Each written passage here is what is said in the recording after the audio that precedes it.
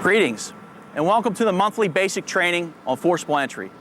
My name's Sam Villiani. I'm a captain assigned to Fire Station 1 on the A shift, presently detailed to Battalion 704C. With me today is my good friend, Robert James RJ, from the Rockville Volunteer Fire Department. RJ? Good morning, my name is RJ. I am a captain with the Rockville Volunteer Fire Department, a life member with Rockville. Have been a member for a little over 17 years and do a lot of forcible entry training. So thanks for having me. Today we're going to talk about forcible entry size up and tactics and techniques. We're going to talk about sizing up the door frame, talk about commercial doors, residential doors, metal doors, wooden doors, metal frames, wooden frames, inward and outward swinging doors, and we'll finish up with some techniques. So one of the most important things we need to start off with is our size up process. We like to tell people all the time that a size up process starts before we get the initial call. When we're sizing up structures, we need to be out in the community, riding around, looking at the different types of door construction, the different type of building makeups, just to get some kind of idea of what type of materials and locks and those types of things that we're dealing with that's in our response area. One of the biggest things that we need to consider when we're talking about size up is a couple of things. What is the makeup of our door? Is our door a metal door? Is it a wood door? Our frame. Is our frame a metal frame? Is it a wood frame? What is our frame built in? Is it built into a wood studded out wall, or is it built into a block and brick wall? The reason why that's important is because we want to know that if we're starting forcible entry tactics, we want to make sure that if we need to make the frame give a little bit, it can give a little bit. However, it won't give if it's in a block and brick wall. So knowing all of these different little nuances are some of the things that we want to consider when we're doing the size up process.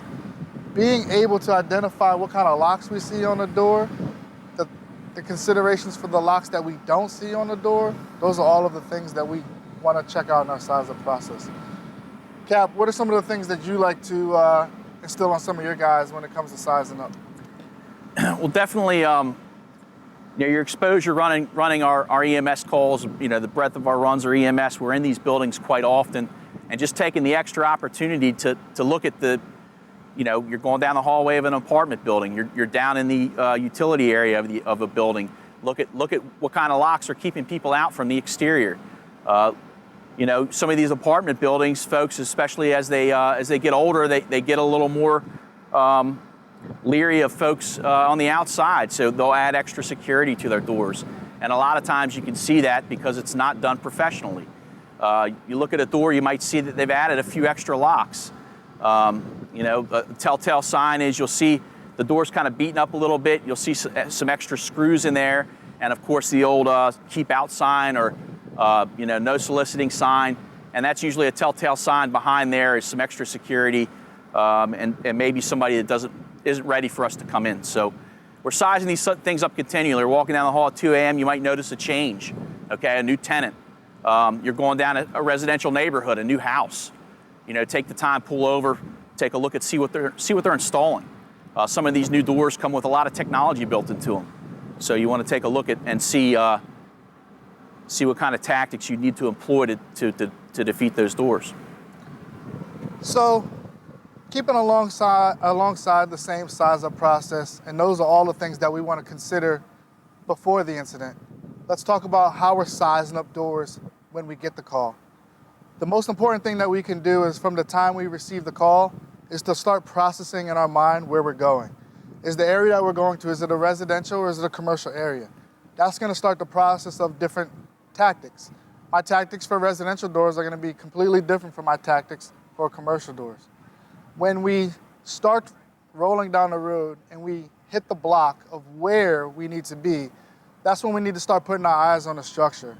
One of the most important things we can do is just double check with the boss up front and say, hey Cap, which side are we on? Are we on this side or that side?